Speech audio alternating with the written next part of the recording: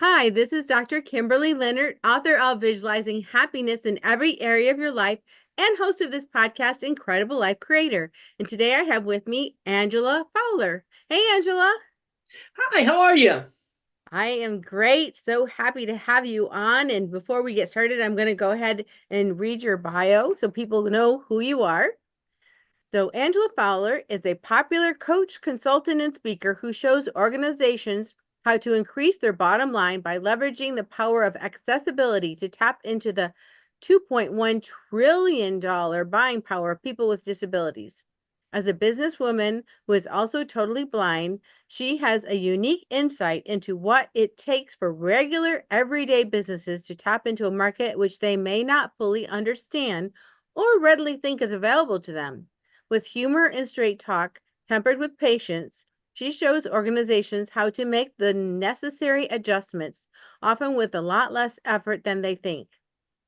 Angela's, Angela's courses offer common sense, cost effective solutions to help businesses make their products and services accessible to people with disabilities and more user friendly for everyone. Her philosophy is that most people want to do the right thing, they just don't know what the right thing is. Angela runs her coaching and consulting business from her home in Northern California, which she shares with her 18-year-old son, whose life seems to barely include her, her feisty kitten, who very clearly prefers her son, and her loving dog of indeterminate breed, who thinks she's God's gift to doggy kind and cannot get enough of her company. When she's not working, she enjoys true crime, sports, and cooking the best tri tip on God's planet, low and slow on the barbecue. All right. Well, I know you have a lot to tell us and share with us and teach us. So, uh, tell us about you, how you started out, how all this came about. Well, before we get into that, I was just listening to you read the bio, and I need to update you on one thing. I won over the cat. You won over the cat. All I right. won over the cat. I won his heart. He spends a lot of time with my son, but he also spends a lot of time with me, especially around feeding time. All right. so so the first thing that you notice about me, because it's kind of obvious, is that I'm blind. Um, so accessibility has been an important issue in my life practically all my life. I'm of the age that I didn't grow up on the computer, but I came into the whole computer revolution in my late teens, and I've been a tech head ever since. And being a tech head and being a blind tech head, when things aren't accessible, when websites don't work, see, it's really, it's a source of frustration. So let me explain a little bit how blind people navigate the computer. Now, if you're like the majority of people, you use your eyes to read the screen and you use the mouse to navigate from thing one to thing two, and just basically use the keyboard for typing. Blind people do it different because we can't see. We need to access the computer in a different way. So we have screen reading software, which quite literally reads the text on the screen. It reads text, it reads links, it reads edit boxes. It's supposed to tell you what you're supposed to type in the edit box and what the link is, etc., etc. But if the website isn't coded properly, the screen reader won't tell you these things. So imagine putting your cursor in an edit box and not knowing what you're supposed to type. That's kind of annoying. So after a few years of being frustrated and sometimes to my guilt and shame, taking it out on hapless customer service representatives that didn't even know what a screen reader is, I got a job working for the Department of Veterans Affairs, or rather for a contractor for the Department of Veterans Affairs. And I'd been studying accessibility since. I've been studying how to build an accessible website, why websites weren't accessible, because it's I wanted to know what the problem was. I wanted to know why this wasn't working. And so I started working with the Department of Veterans Affairs on making their website more accessible. And I found out something really interesting. The people I worked with had varying degrees of knowledge about how to make an accessible website, from completely clueless to knowing more than I did. Mhm. But each and every one of them that I talked to wanted to learn more. Even the ones that knew more than I did were picking my brain about things. Does this work for you? How does this, what if I did this? They want to do the right thing. Just in many cases, they don't even know what the right thing is. So I started thinking about these businesses that I had gotten so frustrated with, and I came to realize in most cases there's no bad faith here. There's very little knowledge about how blind people or how people with other disabilities do things. They don't even know, they not only don't know what the right thing is, they don't even know there is a right thing. So it really changed how I approach the topic of accessibility, right? Because we, frustration leads to overreaction. So oftentimes what happens is people with disabilities, especially when we get together and we start talking amongst ourselves and start comparing stories and start, groupthink, right? One frustration piled onto another frustration. We start saying, oh, these people are discriminating against us. These people are being the word they like to use is ableist. They're not being ableist. They're being ignorant is what they're being. So I said, you know what? I want to be a part of the solution. I don't want to be a part of the problem anymore. I want to be a part of the solution. So I founded this company, Real Life Access. I started building courses and offering coaching programs, which really offer common sense solutions, common sense things that people can do. A lot of them don't cost much. Some of them don't cost anything to start making their business accessible. So you start out with the easy wins and then you move into the more complicated stuff, right?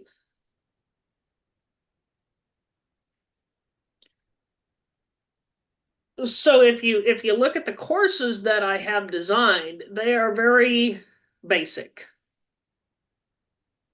Coaching program goes a little deeper, and then if I were to do one-on-one consulting with you, we'd go, we'd take a deep dive into everything. So that's how I got my start. It was really a mindset shift when I started working for the VA that led me into wanting to do this as a full-time business. Got it. So, I was thinking about you, talking about how you navigate the internet and websites, and I was thinking, when I had someone put up a website, I had no thought of the fact that it wouldn't be accessible to someone. You just Oh. do whatever have you ever tried to learn one of those, what do you call it?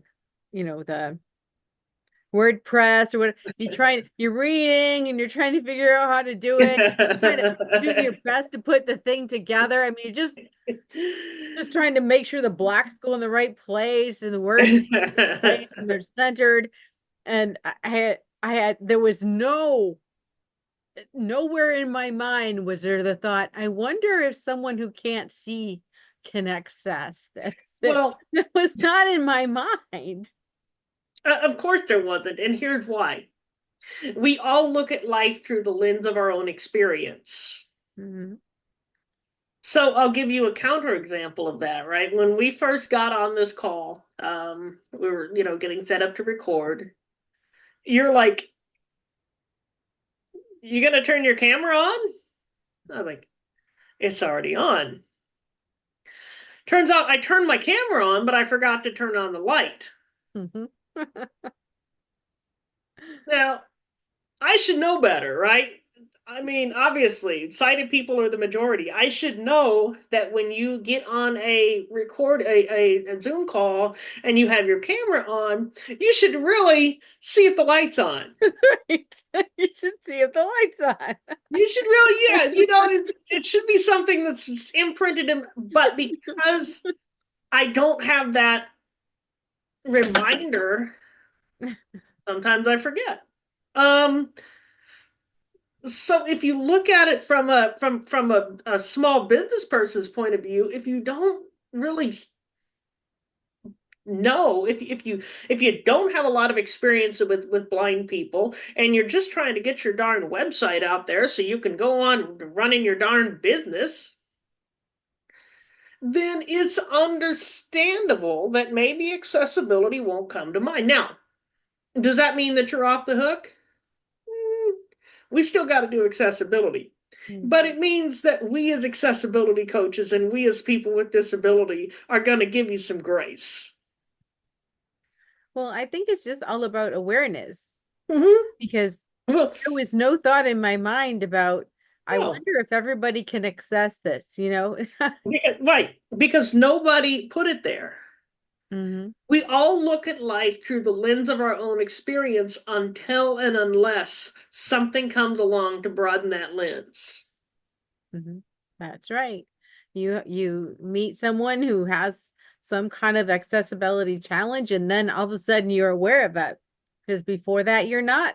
You're really Yep. not aware of it because it's not an obstruction to you. And then once you see it, you can't unsee it. That's right. You can't unsee it.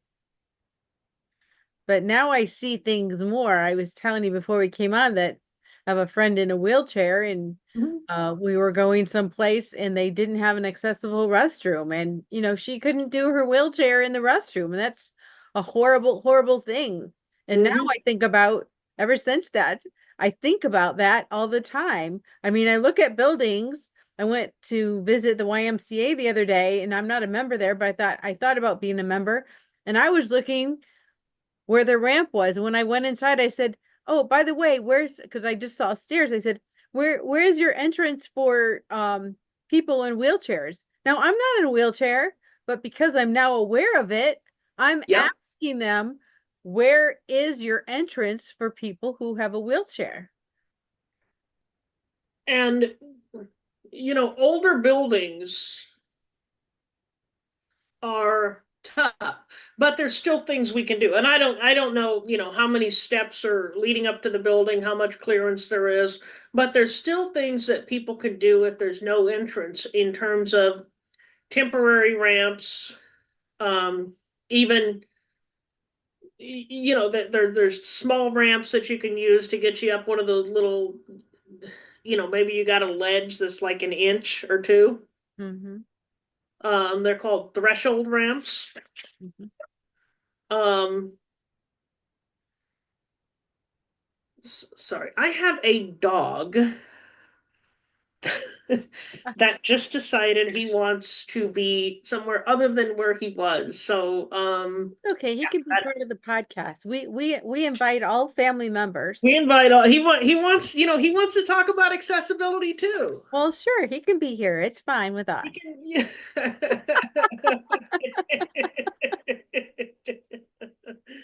Yeah, man. So if he starts whining or barking or Well, he's just putting his 2 cents in. It's okay.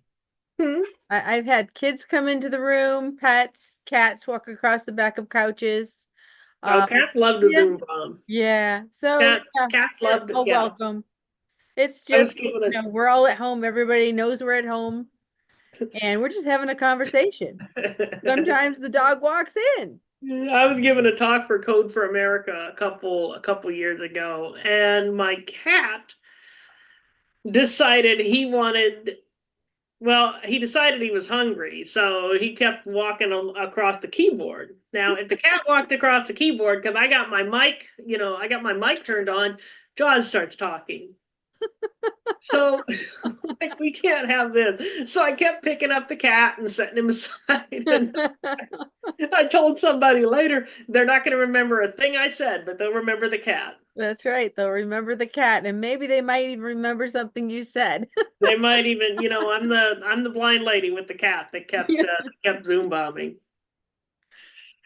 that's right. Oh my goodness. So hopefully he'll settle down and let us finish this interview before he starts raising ruckus.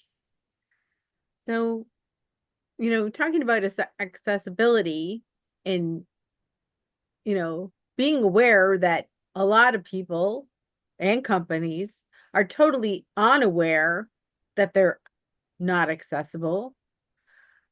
Where do you suggest people start? So if you're and when you say people, who are you who's people in this case? Well, it could be the companies. It could be, it's probably anyone that owns a building where, Okay, public so the is business. allowed. Okay. So there's two different paths I could take here. There's the business path and the advocate path. I see. So, So we'll start with one. right. So the first thing I would suggest, there's a number of things that you can do now, but the first thing that I would suggest is take a look around you and just ask yourself, if I can't see, if I can't hear, if I'm in a wheelchair, will I be able to access this? Now, the first thing that you might do once you start asking yourself those questions is panic. Because you're going to start thinking about all the ways that your business might be inaccessible, right? Hmm. Okay, let's take a step back. Because accessibility isn't somewhere you get to. It's something you continually strive for. Mm. So I have an article on my website. If you go to my website and you subscribe to my newsletter, you're going to get my list of the top 10 things businesses can start doing right now to improve accessibility. Why don't you give that website right now in case people want to write it down? Absolutely. That website is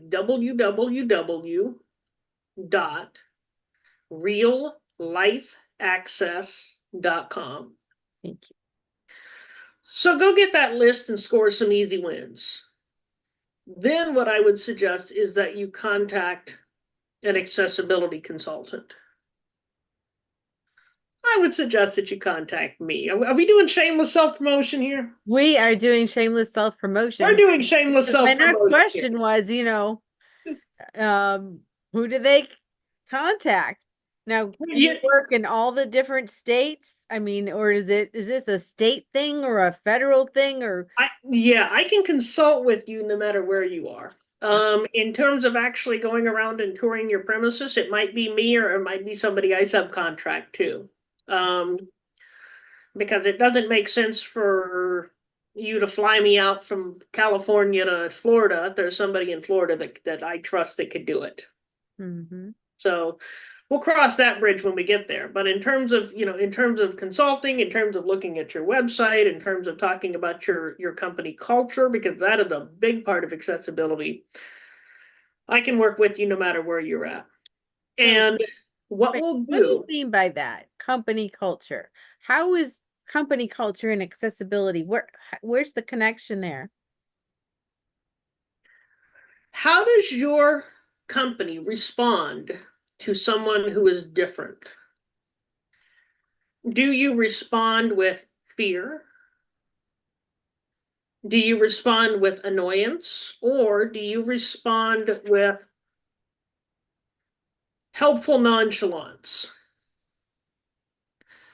And when I say helpful nonchalance, I mean, hey, how would you like me to help you? Then it's no big deal. If you need help, it's no big deal. If you don't need help, it's no big deal. So Mm. you're helpful, but you're not getting all hot and bothered about it. Hmm. Um, at Real Life Access, we say we'd like to strive for a culture where difference is ordinary. Now, When difference is ordinary, accessibility will eventually become commonplace because, oh, yeah, we got blind people coming in, we got people in wheelchairs coming in. It becomes second nature to make things accessible. Got it. So, sometimes I hesitate even if I see someone even on crutches or a wheelchair or they have something else going on. And sometimes I would hesitate to ask them, can I help you? Because I don't want them to get angry and say, I can do it myself. I can do it myself. Well, So yeah, so you know, where's the balance there? yeah, and they might say that. And you know what you say in response? Awesome. Go on with your bad self. Okay. Yeah, ask if they need help and then be okay with the answer because a lot of times what people with disabilities get is someone will ask them if they need help, they'll say no, and then that person will insist on helping them. Mhm. So that's where that snappishness is coming from because they think, oh, here we go again. Ah, got it. And we're all like that. No, nobody, if you can do something yourself, you certainly don't want someone like Yeah. babying you And, and trying to do and it's it. always the innocent person that you go off at, right? I mean, come on, we're human. If you deal with like 4 or 5 knuckleheads over the course of your day, it's the sweet innocent person that finally just innocently just pushes you over the edge. And then you feel like the biggest the biggest this is a family friendly show, right? The biggest knothead on the planet when you get Uh-huh. That's right. So you're looking at the culture, you're looking at their websites. What else do you look at? I'm looking at everything, and I mentioned social media advertisements. I'm looking at everything, but I mentioned panicking earlier because when you start thinking about accessibility, I've had people just panic and virtually slam the door in my face because they start thinking about everything all at once. Mm-hmm. Here's the deal. We're not gonna solve all the things all at once. We're gonna solve all the things, but we're not gonna solve them all at once. Especially if you're on a tight budget. What I do is I look at two things. I look at easy wins and I look at maximum impact. So for example, and we're going to prioritize according to both those things. So for example, if you can go on your website and put alt text on your images so that blind people know what they are, that's an easy win. Once you get the hang of doing that, that's an easy win. And it'll make your website more findable by search engines. Mm-hmm. Yeah. Double But if win. you, hmm, Double win. yeah, there you go. But if you have a part of your website that isn't keyboard accessible, that might be a lot harder, but the impact is a lot greater because when something isn't keyboard accessible, it's not only inaccessible to blind people, it's also inaccessible to sighted keyboard users. Say your hands don't work well enough to use a mouse, so you use a keyboard, but you can see. Mm-hmm. It's also inaccessible to people who use dictation software like Dragon. And it's also a pain in the butt for people who prefer to use the keyboard for navigation. A lot of real tech savvy people use the keyboard. So when you say use the keyboard, you mean there's some parts of the website that could only use a mouse and the keyboard wouldn't work on it? Right, there can be, depending on how it's coded. Wow, it's getting a little complicated for me. You're twisting my brain a bit here. Okay, so let me. So I know, and the problem is when we start talking techie, we become inaccessible to people who don't code websites for a living. That's right. So so let me take a step back. Okay, so we're going back to this techie stuff that you were going to clarify for me and all the non-techie people like me and how things have to be so that they're accessible. Well, that's right. And that was before, my dog tried to clarify things, but we don't speak dog, so, we couldn't understand her.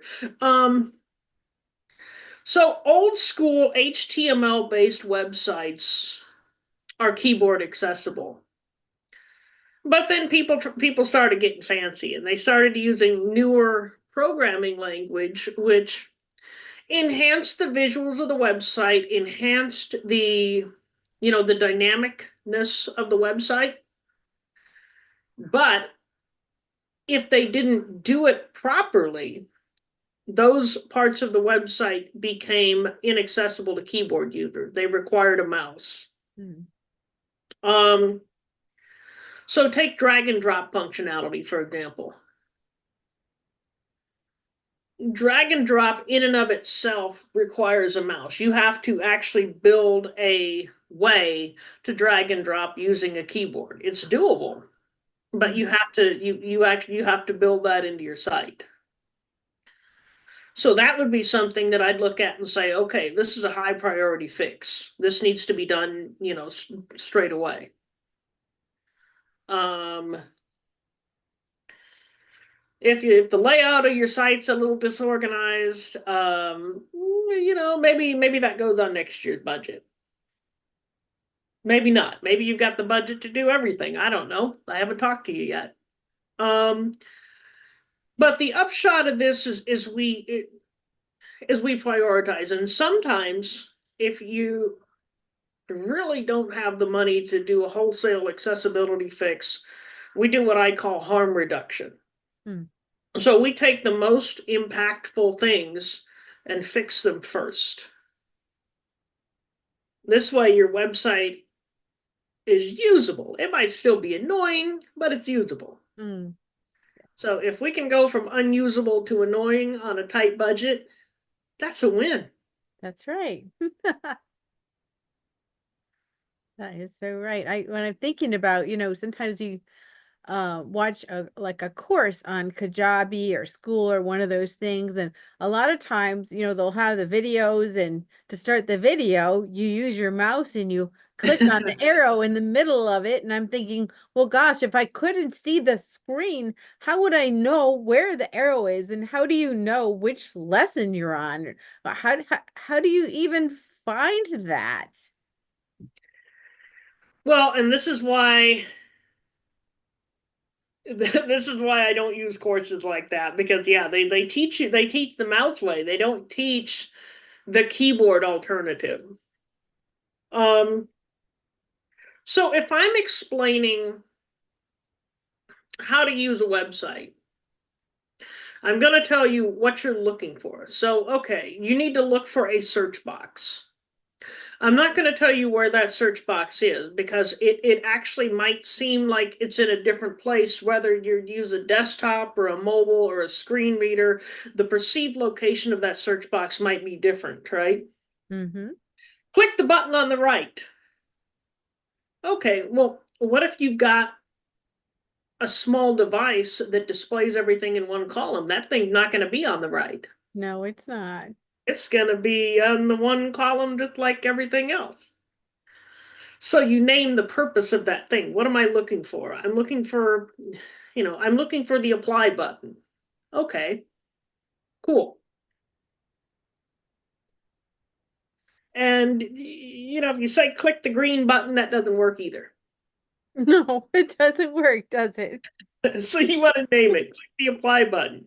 You can even say click the green apply button if you want to, but you got to name it as the apply button. So how do you get so those readers that you use if you're not sighted, when they go over the HTML, it reads it and tells you what it says. It reads it out Right, loud. right. So it reads it basically left to right, top to bottom. Um, that doesn't always match the visual display of the screen, but it's supposed to match the logical order in which you would think about the things on the screen. Got it. So sometimes I'll go like I like to do research things. So I'll read Mhm. like a research article. And sometimes I want to highlight my research article so I can find a certain thing so I can find that place in the article again that I thought was important. So how do you do that? If you have something, notes you want to take that you want to remember them when where they are again. Right. So what I'll do is I'll save the link to the article. I might even copy and paste and the note, the pertinent section in my notes and just put it in quotes and say, this is where this came from. Um, there are ways in some cases to add bookmarks, but research is something that, there's a lot of people, both blind and sighted, that are good at research. Hmm. Those people have a superhuman attribute called patience. Okay. Yeah, sometimes you have to read a lot of words to get what you want. uh, Yeah, to find those two sentences of your nugget that you were looking for, you read like 6 pages, right? 6,000, yeah. I have a business partner for that. Well, yeah, that makes total sense. So, what else do we need to know? Oh, what else? It's talk to an accessibility consultant. I'd like to meet with you one on one to discuss the accessibility. Now, so what we'll do, and I'll send you my Calendly link so that you can put it in the episode description or whatever. But we'll meet one on one, and the initial call is basically going to be a discovery call, and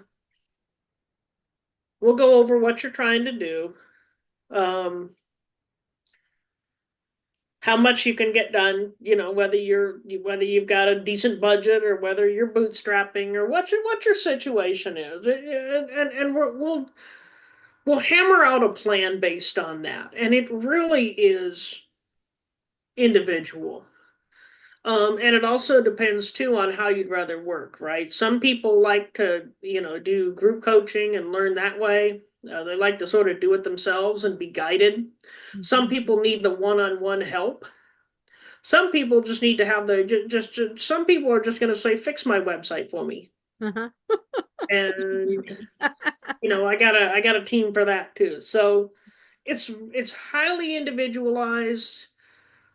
We're not going to shame you. We're not going to say, "Oh, you're breaking the ADA or whatever."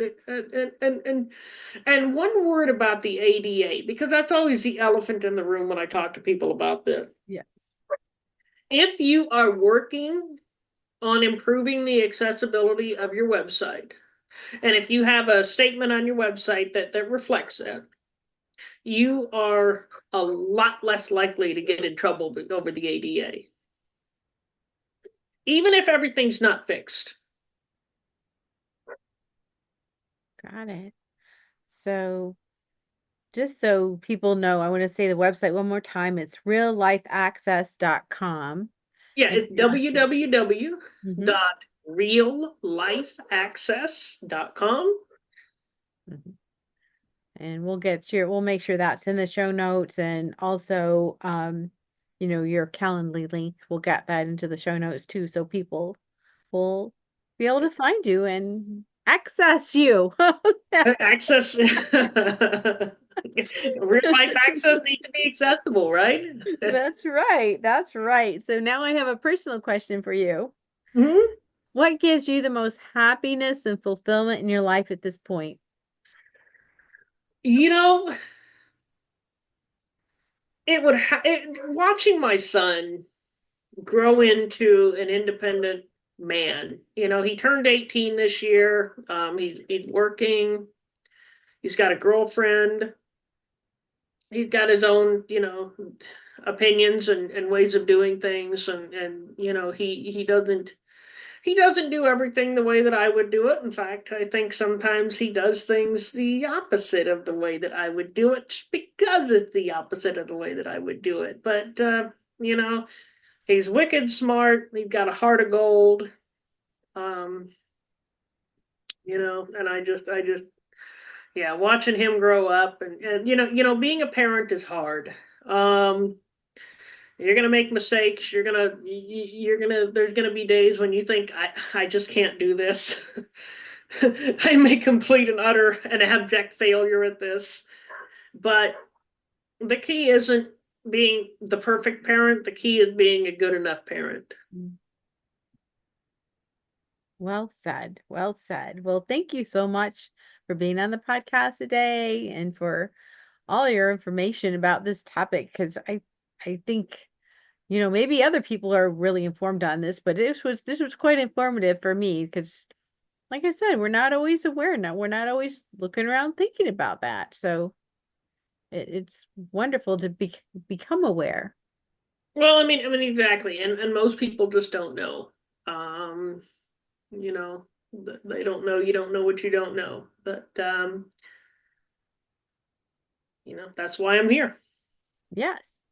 So I have one last question before we complete. What is your best advice on living an incredible, amazing life? Do what you're good at and what you're passionate about. If you can combine, and one of the things that we didn't talk about was hiring of people with disabilities and hiring everybody else for that matter. Um, we need to get back to hiring people based on their strengths. Mm-hmm. But if you're out there trying to figure out what the heck am I going to do in life, combine the things that you're good at and the things that you're passionate about, and you're going to find it somewhere in there. Also, take joy in the little things. Mm-hmm. You know, a hot cup of coffee in the morning, a cold beer on a hot day, if that's your thing. These obnoxious, knuckle-headed canines barking, whatever it is, whatever little thing, a bubble bath, whatever it is that gives you pleasure, relish it. That's wonderful advice. Thank you so much, Angela. Not a problem. Thank you for giving me this opportunity. We'll talk to you again soon. All right.